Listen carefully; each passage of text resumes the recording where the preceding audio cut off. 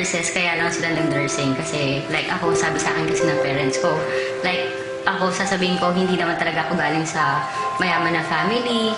Sabi sa akin ng parents ko, hindi man daw yung nursing. So, nag-nursing ako. Tapos, ang nangyari, nurse na ako, registered nurse. Tapos, ang nangyari, pag nag-a-apply ako, wala naman tumatawag sa akin. So, ang nangyari, volunteer nurse ako.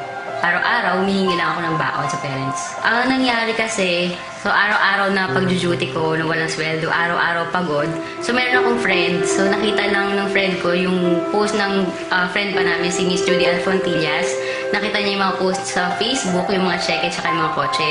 So siya yung nag-present sa akin ng business. Pag uwi ko sa bahay, hindi ako nakatulog. So ano yung nangyari? April 12, nag-franchise na ako. Tapos ano nangyari, like, meron ding mga ibang technopreneurs na gano'n, yung account ko natulog. So, syempre, pag uwi ko pa sa bahay kasi, sabi sa akin ng parents ko, ang tanda-tanda ko na daw, sumali pa ako sa ganyan. Nag-volunteer ako, iniwan ko yung account ko for 7 months, natulog lang yun, wala akong ginawa. Until such time na-realize ko, sayang naman yung in-invest ko. So, nung binalikan ko yung account ko, winorkout ko siya, nag-decide ako na February, nag-resign ako sa work, tapos nag-full-time ako. Yun, tuloy-tuloy na, hindi na ako napigilan. Ang pinaka-masasabi ko talagang reward na nakuha ko yung saya na iba yung nadulot sa akin, pati sa family ko. Like, dati nga, nangangarap lang ako na mag-travel, tapos nangangarap ako na pag-summer, like ngayon, summer ngayon, papasyal kami, ibang lugar naman, like Boracay, ganyan-ganyan, pupunta kami. Pero guess what? Nung April, pumunta akong Boracay, kasama ko yung family ko. Yun yung saya na hindi mababayaran na kahit ano. Nung nag-start kasi ako, naalala ko January yung first convention, 2011.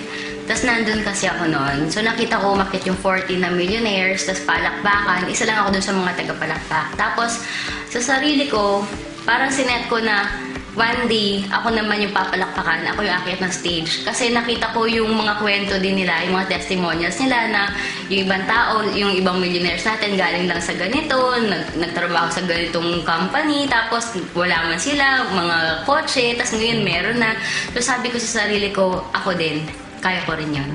Maraming beses ako na-reject, maraming beses akong umiyak, maraming pagod. Oo, totoo, malubat ka minsan, pero kung isipin mo, dati wala naman din ako, diba? Tapos ngayon meron na, nakakabili na ako ng gamit, nag-aalig sa akin, hindi na ako umihingi. Tapos yung saya pa na nabibigay ko sa kanila. So, ang ano ko, ituloy-tuloy lang talaga. Lagi ko naririnig din sa mga mentors ko na hindi importante kung paano ko nagsimula, kung mabagal ka man ng umpisa or mabilis ka ng umpisa. Ang importante, itinuloy-tuloy mo.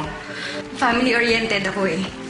So, yung lahat ng ginagawa ko to para sa kanila. Gusto ko rin na maginhawang buhay. Gusto ko rin silang ilabas. Gusto ko silang bigyan ng ganito, ng ganyan. Sila talaga. Yung inspiration ko, yun nagkakapag-realize sa akin yung buhay ko dati. Na ayoko ng ganon. Dati, pag nangangarap ako, simple lang. Ayoko na simple lang. Kasi kaya natin sa B-Mobile. My name is Yvette Ann Dizon, a registered nurse, and now I'm ready for more millions.